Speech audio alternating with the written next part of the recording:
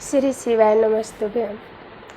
प्रिय भक्तजन, आइए आज 16 सोमवार व्रत की कथा सुनते हैं। 16 सोमवार सभी इच्छा की पूर्ति करने वाले सोमवार व्रत है। इससे पहले मैं साप्ताहिक सोमवार, मासिक सोमवार या सावन के सोमवार व्रत की कथा अपलोड कर दी, जो एक ही है, और यह 16 सोमवार व्रत की कथा है। इस व्रत का विधि भी अलग है और इस व्रत की कथा भी अलग है।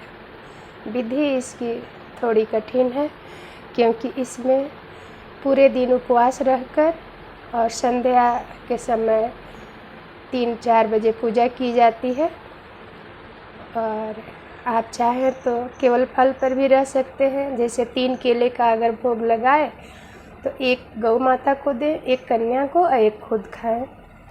अगर आप चूरमा की भोग लगाना चाहते हैं आटे की, तो शुद्ध घी, आटे और गुड़ का 3 रोट बनाते हैं, एक गौ माता को खिलाते हैं, एक कन्या को देते हैं या प्रसाद वितरण में कर दें और एक खुद खाएं।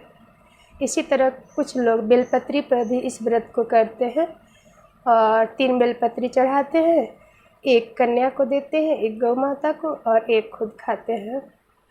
इस व्रत को प्रति सोमवार को करना चाहिए। सोमवार को ही व्रत होता है। अगर इस व्रत को सावन में आरंभ किया जाए, शुरुआत किया जाए, तो बहुत ही उत्तम माना गया है। और ऐसे आप किसी भी माह में, जैसे पूस की माह और भादो मास छोड़ के आप इस व्रत की शुरुआत कर सकते हैं। पर इस व्रत को कार्तिक, सावन या माघ के महीना में बहुत ही उत्तम माना गया है। और इस व्रत को किसी इच्छा के लिए ही किया जाता है, जैसे किसी की विवाह नहीं हो रही हो, किसी की बालक बच्चे नहीं हो, या और भी अनेक प्रकार के मकान बन जाए, गाड़ी हो जाए, सर्विस नौकरी हो जाए, तो आप 16 सोमवार का व्रत श्रद्धापूर्वक उठाएं और पूरे दिन भगवान का ओम नमः शिवाय या श्री शिवाय नमस्तुभ्यम का जाप करें और व्रत रहें। और संध्या के समय पूजन कर मिट्टी का खुद से शिव जी का शिवलिंग बनाएं, पूजन करें। सभी पूजा की सामग्री बहुत सुंदर ढंग से रखें और 16 सोमवार व्रत करके 17वें सोमवार को इसकी उद्यापन कर दी जाती है। और इतने में ही भगवान भोले बाबा जो आपकी मनोकामना होगी, इच्छा होगी, उसे पूर्ण करते हैं। आइए इसकी कथा सुनते हैं। कथा इस प्रकार है। मृत्यु लोक में विवाह करने की इच्छा कर के एक समय श्री भूतनाथ महादेव जी माता पार्वती के साथ पधारे। वहाँ वे भ्रमण करते करते विदर्भ देश अंतर्गत अमरावती नाम के अति रमणीय नगरी में पहुँचे। अमरावती नगरी अमरपुरी के सदृश सब प्रकार के सुखों से परिपूर्ण थी। उसमें वहाँ के महाराज का बनाया हुआ अति रमणीक शिव जी का मंदिर भी था। उसमें भगवान शंकर पार्वती के साथ निवास करने लगे। एक समय माता पार्वती प्राणपति को प्रसन्न देख के मनोविनोद करने की इच्छा से बोली, हे महाराज, आज तो आप और हम दोनों चौसर खेलेंगे। शिव जी ने प्राण प्रिया की बात को मान लिया और चौसर खेलने लगे। उसी समय उस स्थान पर मंदिर का पुजारी ब्राह्मण मंदिर में पूजा करने को आया। माता जी ने ब्राह्मण से प्रश्न किया कि पुजारी जी, बताओ कि इस बाजी में दोनों में किसकी जीत होगी। ब्राह्मण बिना विचारे ही शीघ्र बोल उठा कि महादेव जी की जीत होगी। थोड़ी देर बाद बाजी समाप्त हो गई और पार्वती जी की जीत हो गई। अब तो पार्वती जी ब्राह्मण को झूठे बोलने के अपराध के कारण श्राप देने को उद्यत हुई। तब महादेव जी ने पार्वती जी को समझाया, परंतु उन्होंने ब्राह्मण को कोढ़ी होने का श्राप दे दिया। कुछ समय बाद पार्वती जी के श्रापवश पुजारी के शरीर में कोढ़ पैदा हो गई। इस कारण पुजारी अनेक प्रकार से दुखी रहने लगा।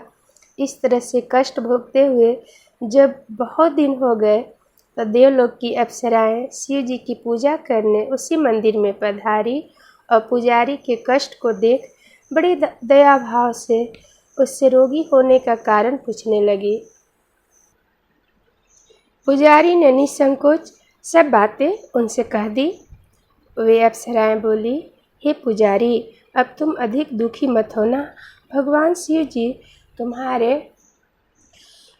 शिव जी तुम्हारे कष्ट को दूर कर देंगे। तुम सब बातों में श्रेष्ठ 16 सोमवार का व्रत भक्ति भाव से करो। 16 यानी 16 सोमवार। तब पुजारी अप्सराओं से हाथ जोड़कर विनम्र भाव से 16 सोमवार व्रत की विधि पूछने लगा। अप्सराएं बोली कि जिस दिन सोमवार हो उसी दिन भक्ति के साथ व्रत करे।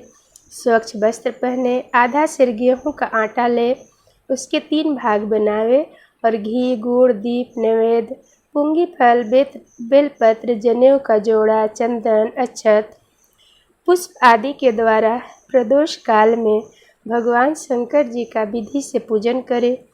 तत्पश्चात 3 भागों में से एक शिव जी को अर्पण करे, बाकी 2 को शिव जी का प्रसाद समझकर उपस्थित जनों में बांट दे और अपने भी प्रसाद को। इस विधि से 16 सोमवार व्रत करें। तत्पश्चात 17वें सोमवार के दिन पाव सेर पवित्र गेहूं के आटे की बाटी बनावे। तदनुसार घी और गुड़ मिलाकर चूरमा बनावे और शिव जी का भोग लगाकर उपस्थित भक्तों में बांटे। पीछे आप सब कुटुंब प्रसाद आदि ले, तो भगवान शिव जी की कृपा से उसके मनोरथ पूर्ण हो जाते हैं। ऐसा कहकर अप्सराएं स्वर्ग को चली गई। ब्राह्मण ने यथाविधि 16 सोमवार व्रत किया था।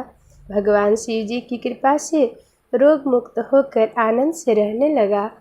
कुछ दिन बाद जब फिर शिव जी और पार्वती जी वहां आए तो उन्होंने ब्राह्मण को स्वस्थ देखा। तो पार्वती जी ब्राह्मण से रोग मुक्त होने का कारण पूछा। तो ब्राह्मण ने 16 सोमवार का कथा सुनाई। तब तो पार्वती जी अति प्रसन्न होकर ब्राह्मण से व्रत की विधि पूछकर व्रत करने को तैयार हुई।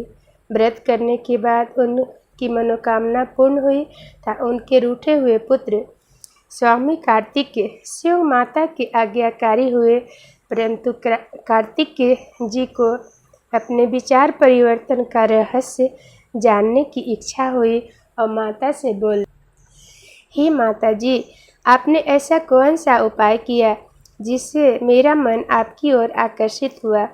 तब पार्वती जी ने वही 16 सोमवार व्रत कथा उनको सुनाई। स्वामी कार्तिक जी बोले कि इस व्रत को मैं भी करूँगा, क्योंकि मेरा प्रिय मित्र ब्राह्मण दुखी दिल से प्रदेश गया है। हमें उससे मिलने की बहुत इच्छा है। कार्तिक जी ने भी इस व्रत को किया और उनका प्रिय मित्र मिल गया।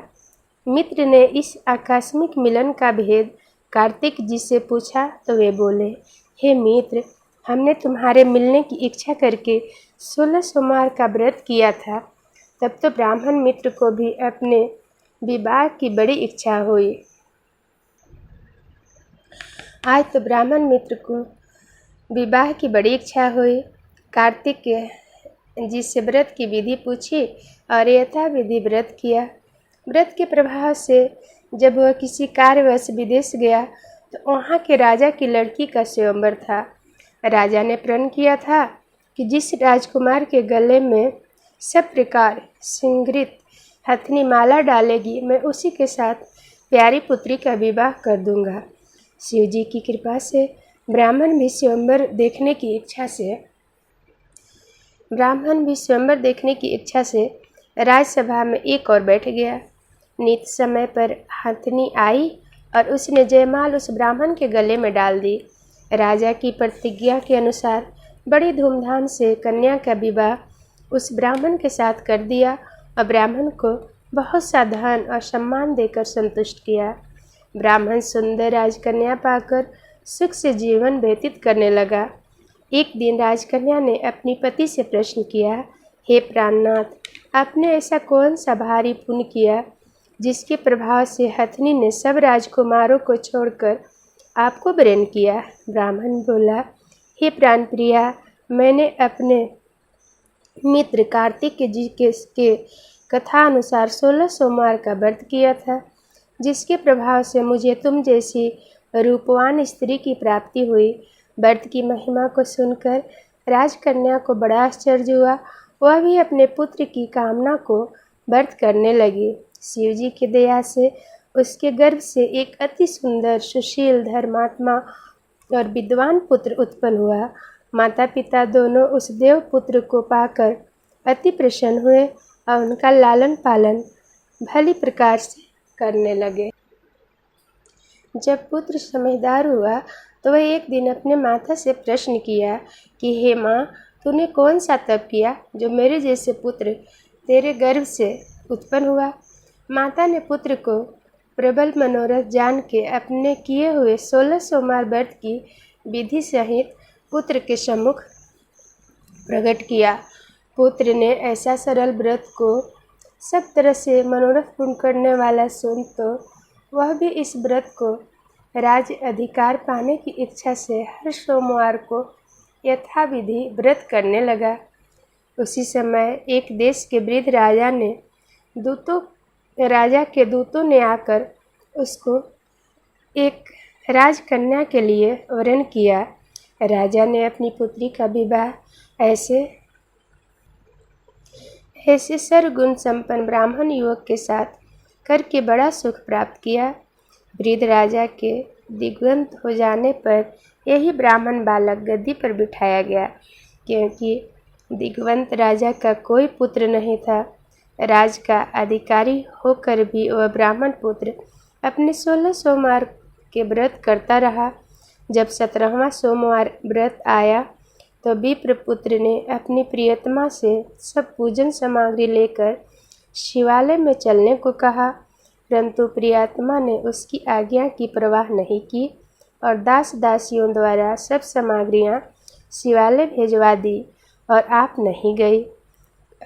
खुद नहीं गई। तब राजा ने शिव जी का पूजन समाप्त किया। तब एक आकाशवाणी राजा के प्रति हुई। राजा ने सुना कि हे राजा, अपनी इस रानी को राजमहल से निकाल दे, नहीं तो तेरा सर्वनाश कर देगी। वाणी को सुनकर राजा के आश्चर्य का ठिकाना नहीं रहा। वह तत्काल ही मंत्र गृह में आकर अपने सभासदों को बुलाकर पूछने लगा, हे मंत्रियों, मुझे आज शिव जी की वाणी हुई है कि राजा तू अपनी इस रानी को निकाल दे, नहीं तो ये तेरा सर्वनाश कर देगी। मंत्री आदि सब बड़े विस्मय और दुख से डूब गए, क्योंकि जिस कन्या के साथ राज मिला था राजा उसी को निकालने का जाल रचता है, यह कैसे हो सकेगा। अंत में राजा ने उसे अपने यहाँ से निकाल दिया। रानी दुखी हृदय भाग्य को कोसती हुई नगर के बाहर चली गई। बिना पद त्राण, फटे वस्त्र पहने, भूख से दुखी धीरे धीरे चलकर एक नगर में पहुंची। वहाँ एक बुढ़िया सूत काट कर बेचने को जाती थी। रानी की करुणा दशा देख बोली, चल तू मेरा सूत बिकवा दे, मैं वृद्ध हूँ, भाव नहीं जानती हूँ। ऐसा बात बुढ़िया की सुन रानी ने बुढ़िया के सर से सूत की गठरी उतार अपने सर पर रखी। थोड़ी देर बाद आंधी आई और बुढ़िया का सूत पोटली के सहित उड़ गया। बेचारी बुढ़िया पछताती रह गई और रानी को अपने से दूर रहने को कह दिया। अब रानी एक तेली के घर गई तो तेली के सब मटके शिव जी के प्रकोप के कारण चटक गए। ऐसी दशा देख तेली ने रानी को अपने घर से निकाल दिया। इस प्रकार रानी अत्यंत दुख पाती हुई सरिता के तट पर गई तो सरिता का समस्त जल सूख गया। तत्पश्चात रानी एक वन में गई। वहां जाकर सरोवर में सीढ़ी से उतर पानी पीने को गई। उसके हाथ से जल स्पर्श होते ही सरोवर का नील कमल के सदृश जल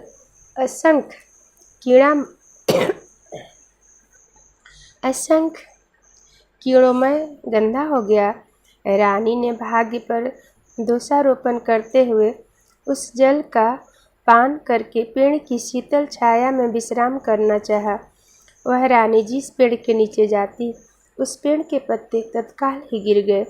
वन सरोवर के जल की ऐसी दशा देखकर गौ चराते ग्वालों ने अपने गुसाई जी से, जो उस जंगल में स्थित मंदिर के पुजारी थे, कही। गुसाई जी के आदेश अनुसार ग्वाले रानी को पकड़कर गुसाई जी के पास ले गए। रानी की मुख क्रांति और शरीर शोभा देख गुसाई जी जान गए, यह अवश्य ही कोई विधि की गति की मारी कोई कुलीन अवला है। ऐसी सोच गुसाई जी ने रानी के प्रति कहा कि पुत्री, मैं तुमको पुत्री के समान रखूँगा। तुम मेरे आश्रम में ही रहो, मैं तुमको किसी प्रकार का कष्ट नहीं होने दूंगा। गुसाई जी के ऐसे वचन सुन रानी को धीरज हुआ, आश्रम में रहने लगी। आश्रम में रानी जो भोजन बनाती उसमें कीड़े पड़ जाते, जल भर के लावे तो उसमें कीड़े पड़ जाते। अब तो गुसाई जी भी दुखी हुए और रानी से बोले कि हे बेटी, तेरे पर कौन से देवता का कोप है जिससे तेरी ऐसी दशा हुई है। गुसाई जी की बात सुन रानी ने शिव जी की पूजा न करने जाने की कथा सुनाई तो गुसाई जी ने शिव जी महाराज की अनेक प्रकार से स्तुति करते हुए रानी के प्रति बोले कि पुत्री, तुम सब मनोरथों को पूर्ण करने वाले 16 सोमवार व्रत को करो, उसके प्रभाव से तुम अपने कष्ट को मुक्त हो जाओगी। गुसाई जी की बात सुनकर रानी ने 16 सोमवार व्रत को विधिवत संपन्न किया और 17वें सोमवार के पूजा के प्रभाव से राजा के हृदय में विचार उत्पन्न हुआ कि रानी को गए बहुत समय व्यतीत हो गया, न जाने कहाँ कहाँ भटकती होगी, ढूंढना चाहिए। यह सोच रानी को तलाश करने राजा चारों दिशाओं में दूत भेजे। वे तलाश करते हुए गुसाई जी के आश्रम में रानी को पाकर गुसाई जी से रानी को मांगने लगे, परंतु गुसाई जी ने उन्हें देने से मना कर दिया।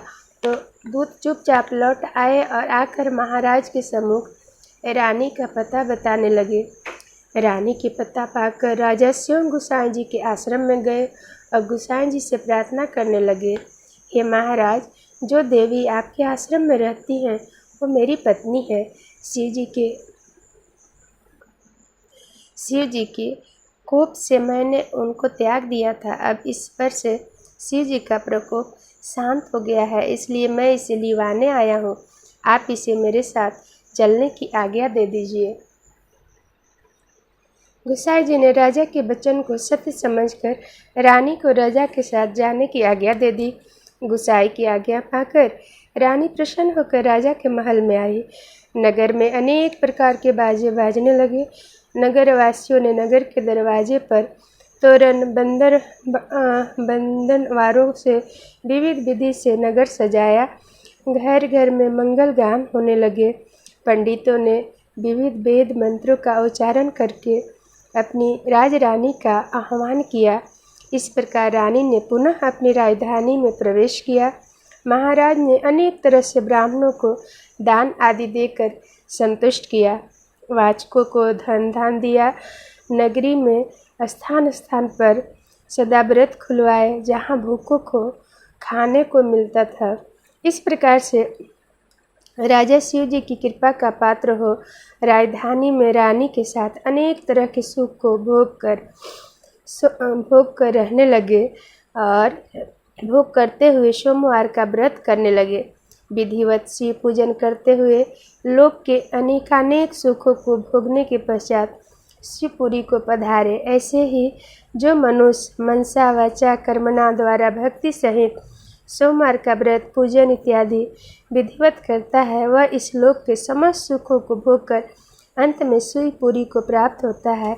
यह व्रत सब मनोरथ को पूर्ण करने वाला है। बोलिए भोले बाबा की जय, माता पार्वती की जय। श्री शिवाय नमस्तुभ्यं। कर्पूरे गौरम करुणावतारम संसार सारम भुजगेन्द्रहारम सदा वसंतम हृदयारविंदे भवं भवानी सहितं नमामि। तमेव माता च पिता तमेव तमेव बन्धु च शिखा तमेव विद्या द्रविणं तमेव सर्वं मम देव तमेव सर्वं मम देव। बोलिए भोले बाबा की जय, बोलिए माता पार्वती की जय, गणेश भगवान की जय। शिव जी की पूजा में गणेश जी की पूजा और माँ पार्वती की पूजा ज़रूर करना चाहिए, और गणेश जी की पूजा में शिव और माँ पार्वती की पूजा ज़रूर करनी चाहिए। आप लोग ओम जय शिव ओंकार का आरती ज़रूर कर लीजिएगा। श्री शिवाय नमस्तुभ्यम जपते हुए भगवान जी की पूजा व्रत करें, और इस कथा को जरूर सुनें। इस सभी इच्छा पूर्ण करने वाली व्रत कथा है। जो 16 सोमवार व्रत नहीं रहते उन्हें भी इस कथा को सुनना चाहिए, और अपने प्रिय भक्तों में, प्रिय परिवार के लोगों में ज़रूर इस कथा को शेयर कीजिएगा। श्री शिवाय नमस्तुभ्यम।